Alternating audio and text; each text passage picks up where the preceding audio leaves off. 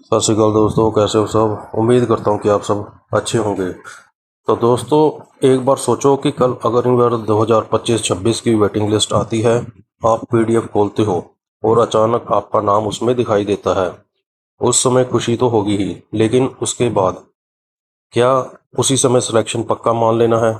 कहाँ रिपोर्ट करना होगा? कौन कौन से डॉक्यूमेंट फिर से काम आ सकते हैं? ज्वाइनिंग के बाद ट्रेनिंग कैसी होगी? और सबसे ज़रूरी, क्या वेटिंग लिस्ट से सिलेक्ट होने के बाद कोई भी ऐसी गलती हो सकती है जिससे कैंडिडेट को परेशानी हो जाए? आज की इस वीडियो में पूरी जर्नी को स्टेप बाय स्टेप समझेंगे और वीडियो के आखिर में 3 ऐसी बातें बताऊंगा जिन्हें वेटिंग लिस्ट के नाम आने के बाद भी बिल्कुल इग्नोर नहीं करना है, और वीडियो को बिल्कुल भी बीच में स्किप मत करना। सबसे पहले एक चीज़ समझ लो, वेटिंग लिस्ट में नाम दिखना और उसके बाद मिलने वाली ऑफिशियल इंस्ट्रक्शंस को फॉलो करना दो अलग चीज़ें हैं। इसलिए अगर आपका नाम आता है तो सबसे पहले एक्साइटमेंट में किसी व्हाट्सएप मैसेज या किसी दूसरे कैंडिडेट की बात पर भरोसा करने की बजाय ऑफिशियल कम्युनिकेशन चेक करो, क्योंकि आगे की रिपोर्टिंग डेट और इंस्ट्रक्शंस वहीं से क्लियर होंगे। लेकिन अब असली सवाल आता है, अगर इंस्ट्रक्शंस मिल गए तो कैंडिडेट को सबसे पहले क्या तैयार करना चाहिए? यहीं से अगला स्टेप शुरू होता है। डॉक्यूमेंट वाली गलती बिल्कुल मत करना। बहुत से कैंडिडेट वेटिंग लिस्ट और मेरिट के चक्कर में डॉक्यूमेंट को बाद के लिए छोड़ देते हैं। लेकिन अगर आपको रिपोर्टिंग का मौका मिलता है तो डॉक्यूमेंट से जुड़ी रिक्वायरमेंट्स को हल्के में मत लेना। अपने सारे जरूरी डॉक्यूमेंट्स को पहले ही व्यवस्थित करके रखो। ओरिजिनल क्या है, फोटोकॉपी क्या चाहिए, और कौन कौन से डॉक्यूमेंट वैलिड है वो जरूर चेक करना। ये सब ऑफिशियल इंस्ट्रक्शन के हिसाब से चेक करना है। और एक बहुत ज़रूरी बात, किसी दूसरे कैंडिडेट की डॉक्यूमेंट लिस्ट देखकर अपनी लिस्ट फाइनल मत समझना, क्योंकि रिक्वायरमेंट रिक्रूटमेंट्स अथॉरिटी के इंस्ट्रक्शंस के हिसाब से हो सकती है। लेकिन मान लो डॉक्यूमेंट भी रेडी है, रिपोर्टिंग भी हो गई, अब सबसे बड़ा बदलाव शुरू होगा, क्योंकि जिस दिन आप ट्रेनिंग में एंटर करोगे आपकी डेली लाइफ बिल्कुल अलग रूटीन में आ सकती है। और यही हिस्सा सबसे ज़्यादा इंटरेस्टिंग है।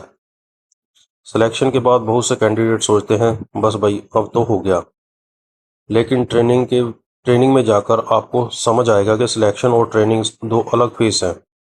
सुबह जल्दी उठना, फिजिकल एक्टिविटी, इंस्ट्रक्शंस, समय का डिसिप्लिन, और पूरा दिन एक फिक्स रूटीन के हिसाब से चलना। शुरुआत में बॉडी और माइंड दोनों को नए रूटीन की आदत डालनी पड़ती है। इसलिए अभी से एक बात याद रखो, अचानक बहुत ज़्यादा मेहनत करके खुद को इंजर्ड मत करना। फिटनेस इम्प्रूव करनी है, लेकिन स्मार्ट तरीके से। अब यहाँ एक सवाल बहुत लोगों के दिमाग में आएगा, क्या वेटिंग लिस्ट से सिलेक्ट होने के बाद कैंडिडेट भी वही ट्रेनिंग करेंगे जो पहले से सिलेक्ट हुए कैंडिडेट करता है? इसका जवाब समझने के लिए पहले ये समझो कि ट्रेनिंग में पहुंचने के बाद सबसे ज़्यादा इम्पोर्टेंट किस चीज़ की होती है। ट्रेनिंग में सिर्फ ताकत काम नहीं आती, आपको डिसिप्लिन भी मेंटेन करना होता है, इंस्ट्रक्शंस को समझना होता है, समय पर काम करना है, आपकी फिटनेस मेंटेन करनी है, और अपने आसपास के लोगों के साथ डिसिप्लिन एनवायरनमेंट में रहना है। यानी अगर अभी तक आपकी लाइफ में कोई फिक्स्ड रूटीन नहीं था तो अभी से रूटीन बनाना शुरू कर दो। सुबह उठने का टाइम फिक्स करो, रनिंग फिटनेस को धीरे धीरे इम्प्रूव करो, स्लीप पूरी रखो, और रिकवरी को इग्नोर मत करो, क्योंकि ट्रेनिंग के समय शरीर को सिर्फ मेहनत नहीं, रिकवरी भी चाहिए। अब आता है सैलरी वाला सवाल।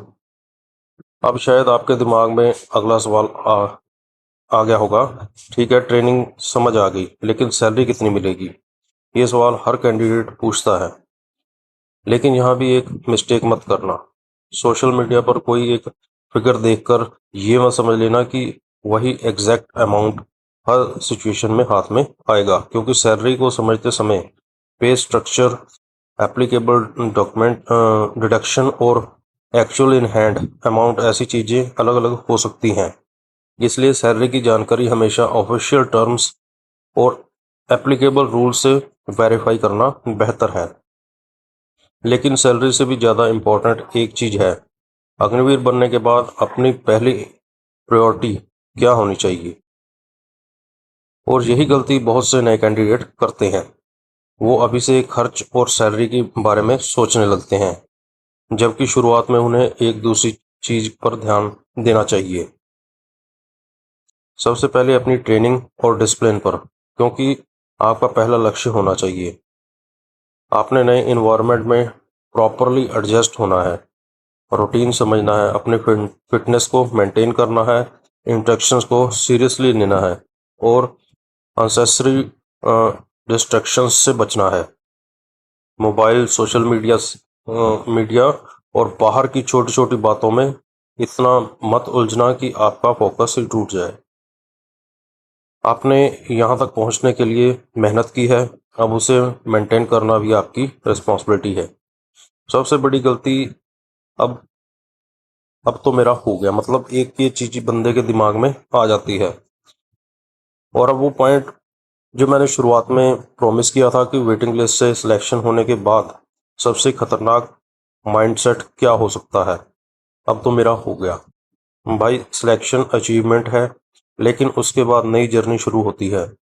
अब सिलेक्शन के बाद कैंडिडेट केयरलेस हो गया, रूटीन को सीरियस नहीं लिया, फिटनेस को छोड़ दिया, इंस्ट्रक्शंस को इग्नोर किया, तो परेशानी खुद क्रिएट हो सकती है।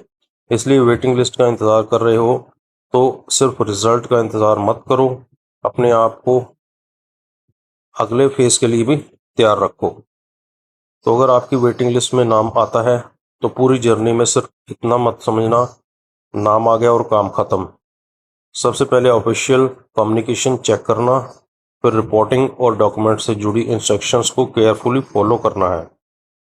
उसके बाद ट्रेनिंग के लिए मेंटली और फिजिकली रेडी रहना है। और ट्रेनिंग में पहुंचकर सबसे ज़रूरी चीज़ होगी डिसिप्लिन और कंसिस्टेंसी। और सबसे बड़ी गलती सिलेक्शन के बाद ओवर कॉन्फिडेंस हो जाना। लेकिन भाई, यहाँ एक और सवाल जो है बच गया है। अगर आपको सच में ज्वाइनिंग ट्रेनिंग के लिए बुलाया जाता है तो पहले दिन से लेकर शुरुआती दिनों तक आखिरी आखिर क्या क्या हो सकता है आपके साथ, क्या रूटीन रहता है, क्या क्या चीज़ें साथ ले जानी पड़ सकती हैं, और ट्रेनिंग शुरू होने से पहले कौन सी तैयारी कर लेना सबसे फायदेमंद रहेगा। इसकी पूरी जानकारी अगली वीडियो में दूंगा।